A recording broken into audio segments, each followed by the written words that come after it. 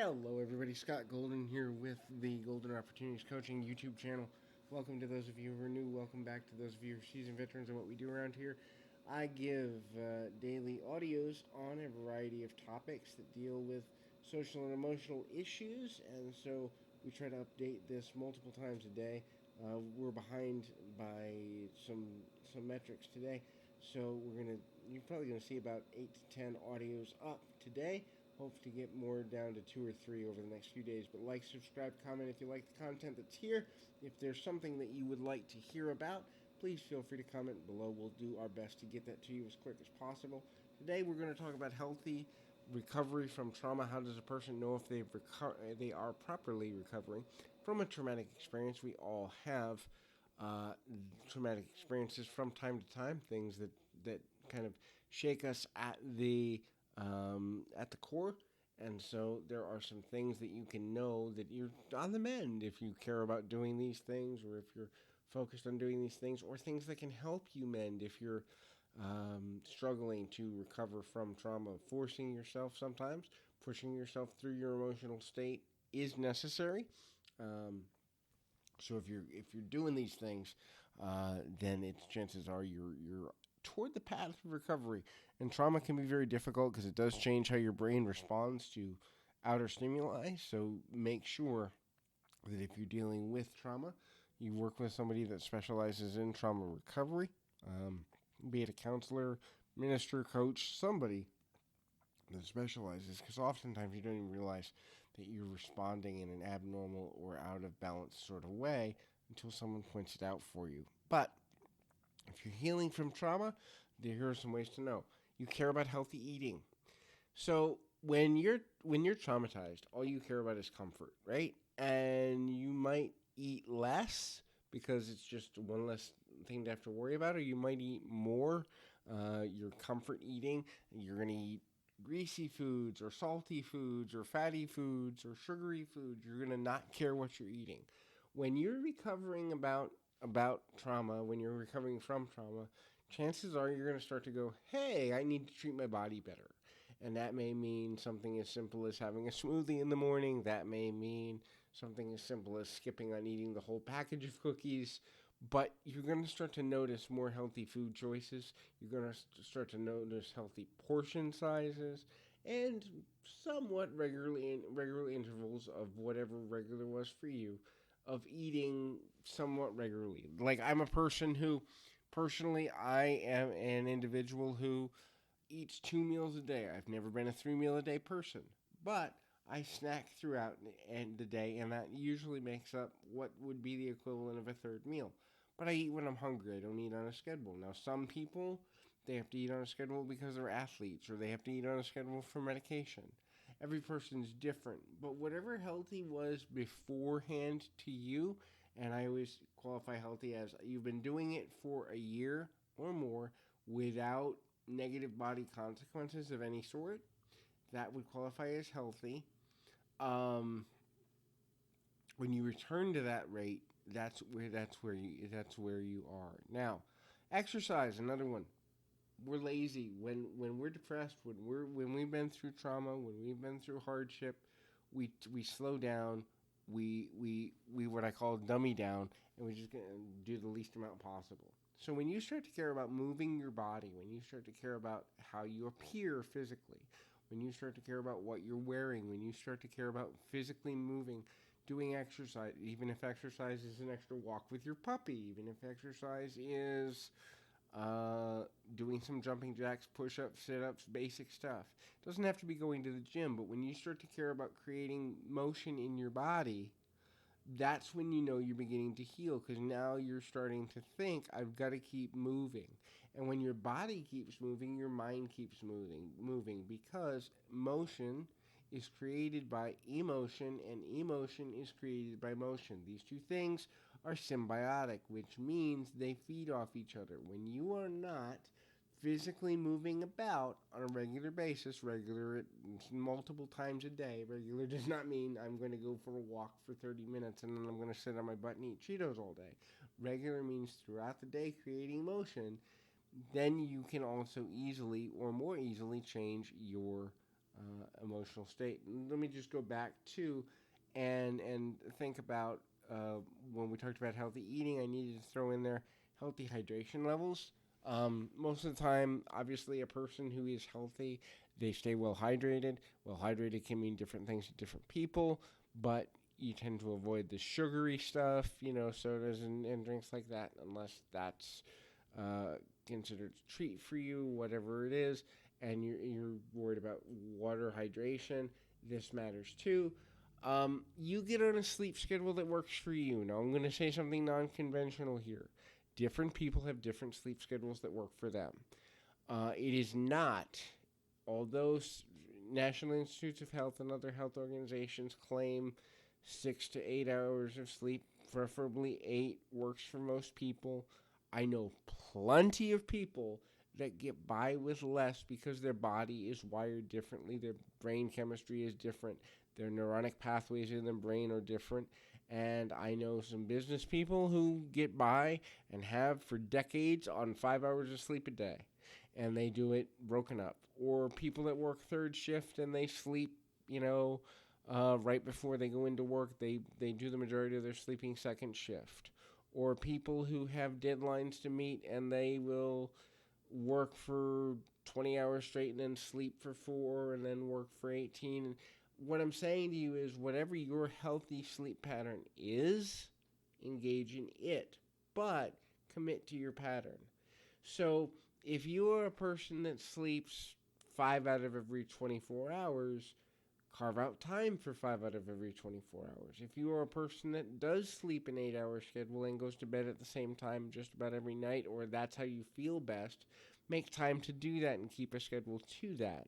Different people have different needs portfolios. I am a second and third shift person. I have never in my life been a first shift person, which made life really interesting for my teachers in high school because I actually had an educational modification where it said they couldn't give me tests before 10 a.m.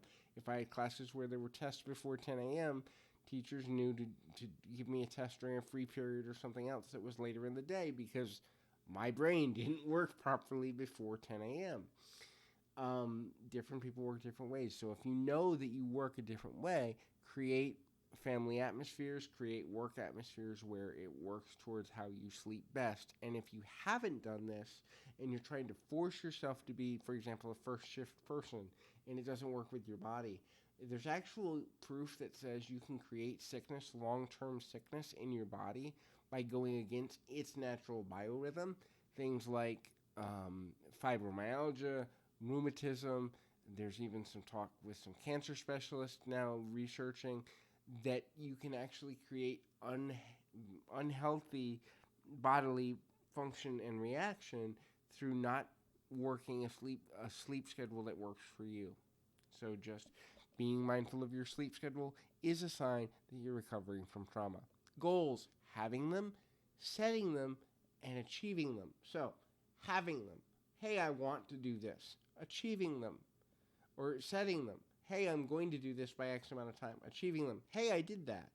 There's 3 steps to goals. And when you're recovering from trauma, achieving all 3 of those is a part of that recovery process. Now, the goals can be really small. As a matter of fact, I tell people to have 3 sets of goals. Have small goals. Those are daily goals. These are things that, like, today I want to accomplish. Matter of fact, the most successful people in the world take at least 15 minutes every morning or when they get up, whenever that is for them, their version of morning.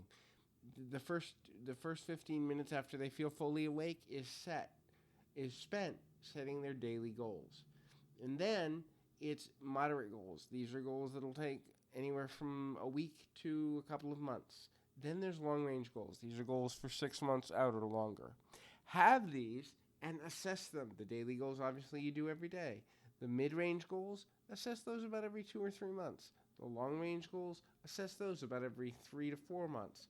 That way, you're seeing where you're making progress. If you have a progress-based mindset, you will accomplish more with your life. If you don't have goals, first of all, then life is going to lose its meaning. That's number one. And if you don't have goals, you're going to misuse your time doing what I call automatic behaviors. Netflix or talking on your phone, social media, or um, you know, browsing dating sites if you're single and you believe that having someone's going to make your life better. These automatic things that we do just to kill time or just to attempt to fill voids take us away from goals, but also when we don't have goals, we're more likely to do these automatic behaviors. A healthy person has goals, short, long, short, mid, and long range goals. And so that's a sign you know that you're healing there. Next, you're going to have a clean, clear space. Now, look, I'm not a neat freak, okay? So the place I'm staying right now, I purposely clean about every 2.5 days. And it's like I've set a schedule. Every 2 days or so, I will go around and go, this needs cleaned, this needs cleaned, this needs cleaned. Now, I'm not a person that gets up and cleans immediately after the dishes. But if I know I need to do dishes, within 2 days, they get done, and I schedule that. So part of trauma recovery, especially after when automatic behaviors or cleanliness and wellness behaviors seem to leave us behind because we just stop caring about these mundane things, is you get back on a cleaning schedule. Cleaning yourself, cleaning your space, all these things.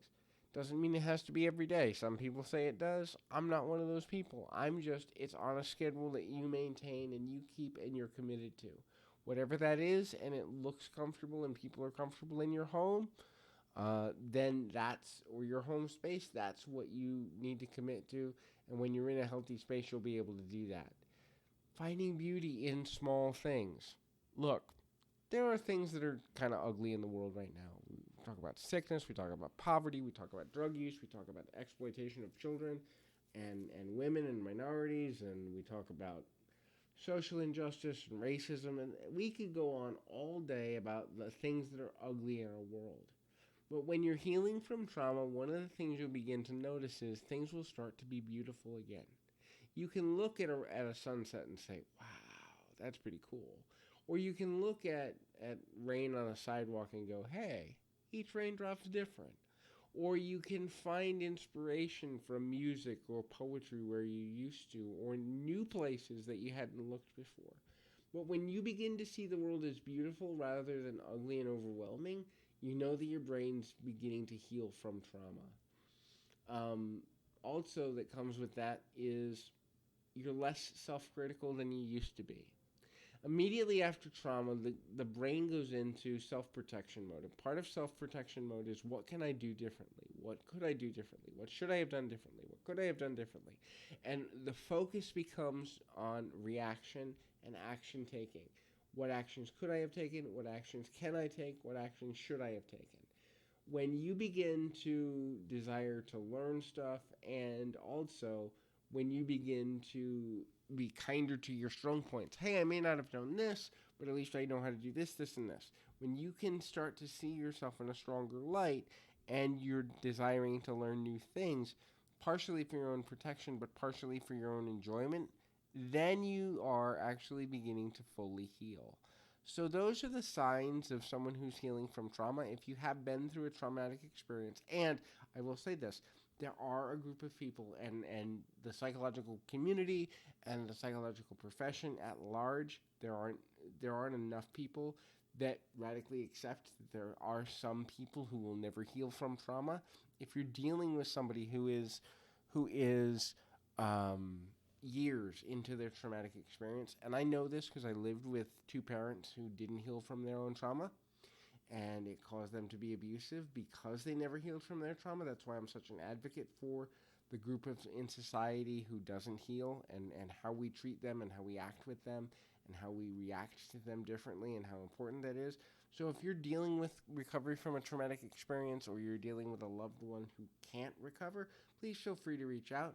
I love working with trauma recovery because it's something I'm really passionate about. If that's you, please feel free to reach out on Twitter at POPerception, P as in Paul, O as in Oreo, Perception, or here on YouTube in the YouTube comment, not the comment box, but the direct message box.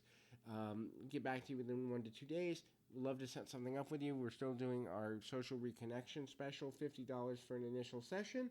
If that's you, please feel free to reach out and keep your feet on the ground, your mind in the moment. Till next time, everybody.